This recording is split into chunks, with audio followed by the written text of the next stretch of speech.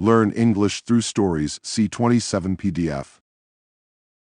Adopted and modified by Kulwant Singh Sandhu.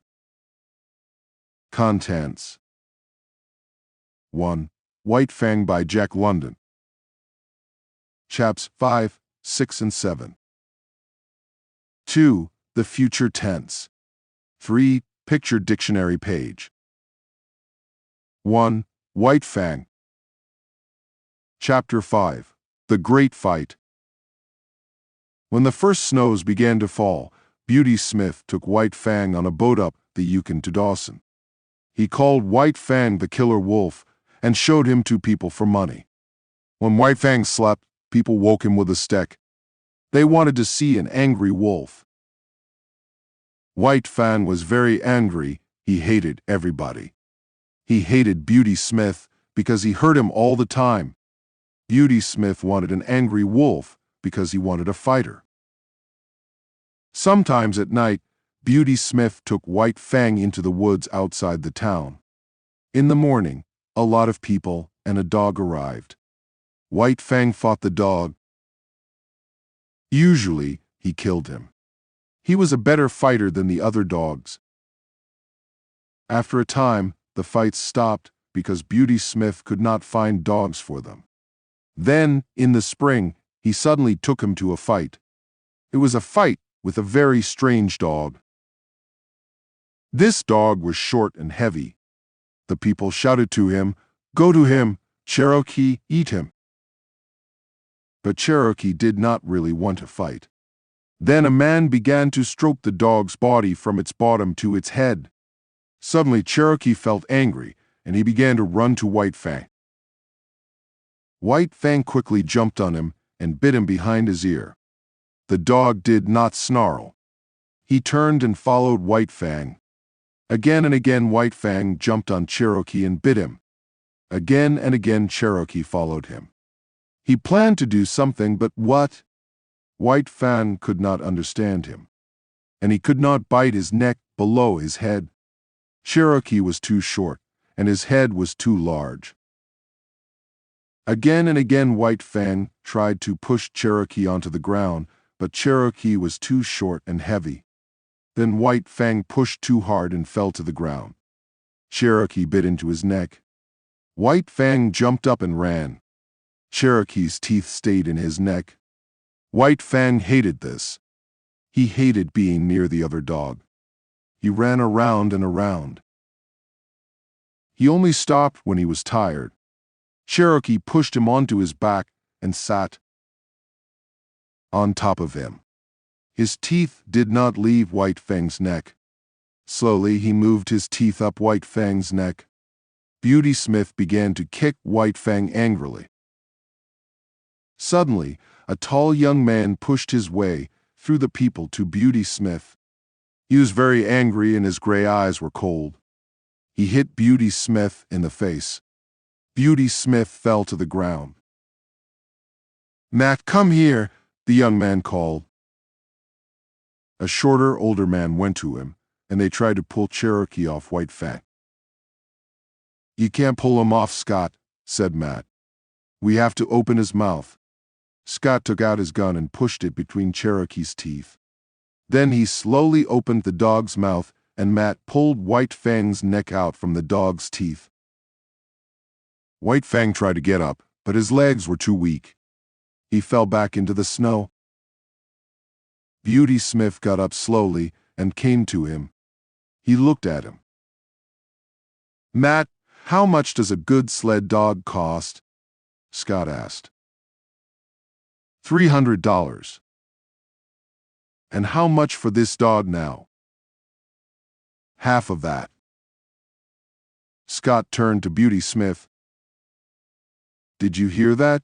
I'm going to take your dog, and I'm going to give you $150 for him." He took out the money. "I'm not selling," said Beauty Smith. "Oh yes, you are," said Scott.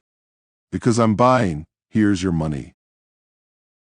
Beauty Smith put his hands behind him and moved away. Scott ran after him. "Take the money or I'll hit you again," he said. All right, Beauty Smith said quickly. But I'm going to tell the police in Dawson, then you'll have to leave town, do you understand? Yes, answered Beauty Smith and moved away. Scott turned his back on him and went to White Fang. Matt pulled White Fang's neck out from the dog's teeth. Chapter 6. Love Begins. Weedon Scott sat outside his small house in the woods and looked at White Fang. White Fang snarled angrily at Matt's sled dogs. He's a wolf, and we can't change him, Scott said to Matt. Wolf or dog, he can pull a sled, said Matt. Look at these lines on his back. Can he be a sled dog again? Scott asked. He was interested in this idea. Maybe, let's see, untie him. Scott looked at him. You untie him, he said. So Matt took a heavy stick and went to White Fang. He untied him. White Fang slowly walked away from him. He could not understand these gods. They did not hit him. Scott went into the house and came out with some meat. He threw it to White Fang. White Fang jumped away from it and looked at it. One of Matt's dogs jumped for the meat. Then White Fang jumped on him and bit him. The dog fell to the ground. Matt ran to him, but he was too late. The dog quickly died. We'll have to kill him, Scott said. Don't kill him now, Mr. Scott, Matt answered. And maybe he'll change. I don't want to kill him, Scott said. I want to be nice to him. He walked to White Fang and started to talk to him quietly. He moved his hand near White Fang. Suddenly, White Fang bit it. Scott cried out and White Fang moved away. Matt ran into the house and came out with a gun. White Fang began to snarl loudly at him. You don't kill him. He knows that guns are dangerous, Scott said. He's very intelligent. All right, Matt said. He put the gun down and White Fang stopped snarling. You're right, Mr. Scott. He knows that a gun can kill, he said. The next day, Scott sat outside the house. White Fang watched him. Scott began to speak. White Fang snarled, but Scott did not move. He spoke quietly for a long time. White Fang stopped snarling and listened to the sound of the god. After a long time, the god got up and went into the house. When he came out, he sat down in the same place. He had some meat in his hand. White Fang's ears stood up, and he looked at the meat. It was good meat, but he did not go near it. He was afraid of the god. Then the god threw the meat on the snow at White Fang's feet. He smelled it carefully, but he did not look at it. He watched the god. Nothing happened. The god did not get up, and he did not hit him. White Fang took the meat and ate it.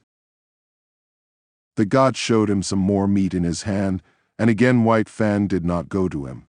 Again, the god threw it to him in the snow. The god repeated this a number of times. But then he did not throw the meat to him.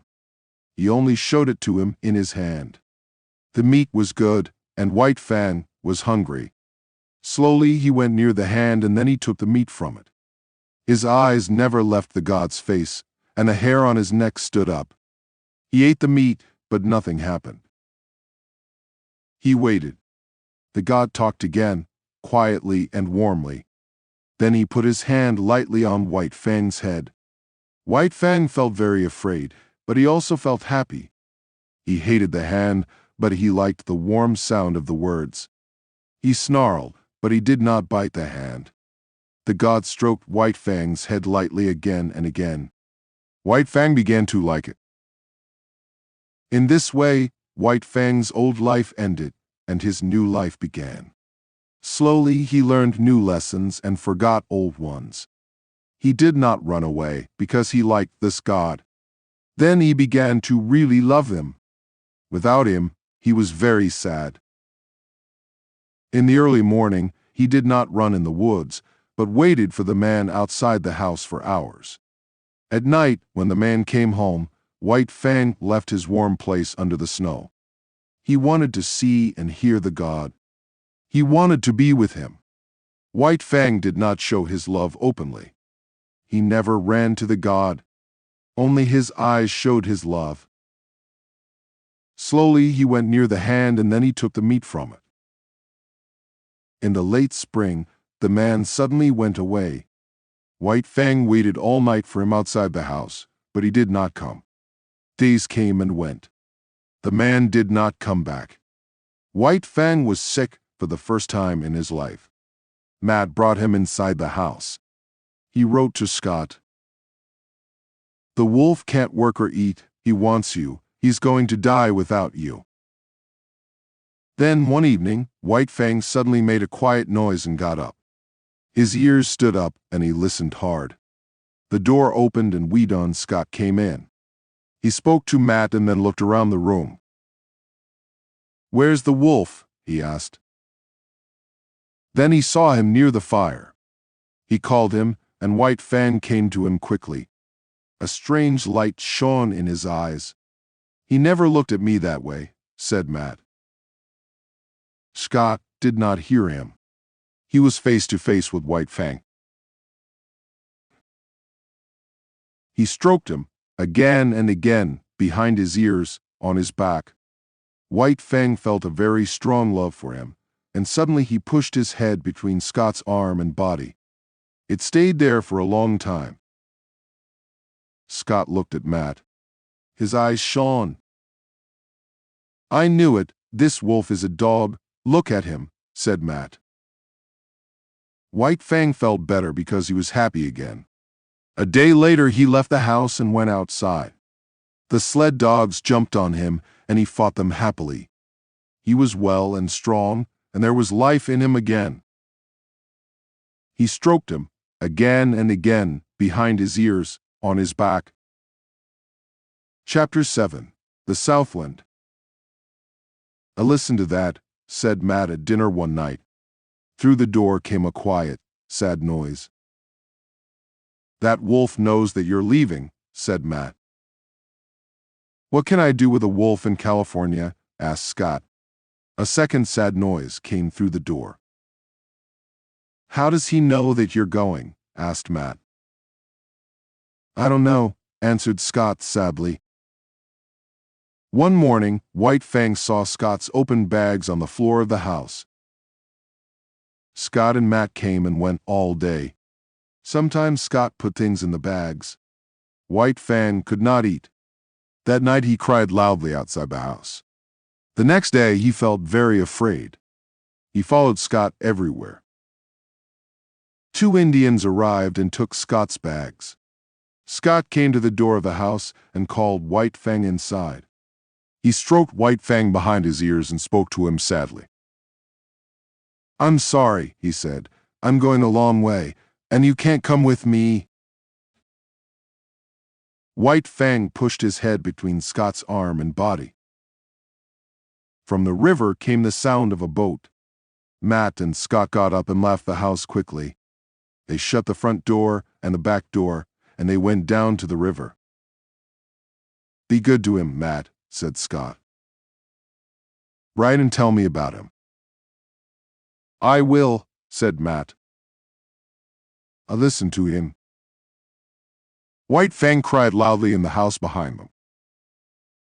On the boat, the 2 men said goodbye. Suddenly, Matt saw White Fang. He was on the boat. The 2 men went to him, and they found cuts on his face and body. "We forgot to close the window. He jumped through it," said Matt. "Goodbye, Matt, old man, about the wolf. Don't write, "What you mean?" "Yes, I will write to you about him." Later, when White Fang arrived in San Francisco, he felt very afraid. There were a lot of people, and he could not look at them. The noise in the streets hurt his ears, and the houses were very large. He stayed near his god all the time. The god took him to a small room, and left him there for a long time. The room was full of bags. When the god came back, they left the city. They were in a quiet country now. White Fang jumped at her and snarled angrily. A man and a woman came to his god, and the woman put her arms around his neck. She wanted to fight him. White Fang jumped at her and snarled angrily. His god stopped him. "It's all right, mother," Scott said. "He'll learn." The woman laughed, but her face was white. She was afraid. Scott spoke quietly to White Fang and then more loudly. "Down, down." White Fang lay down. Scott put his arms around his mother and watched White Fang. "Down, down," he repeated. White Fang watched them. This time he did not jump up at the woman.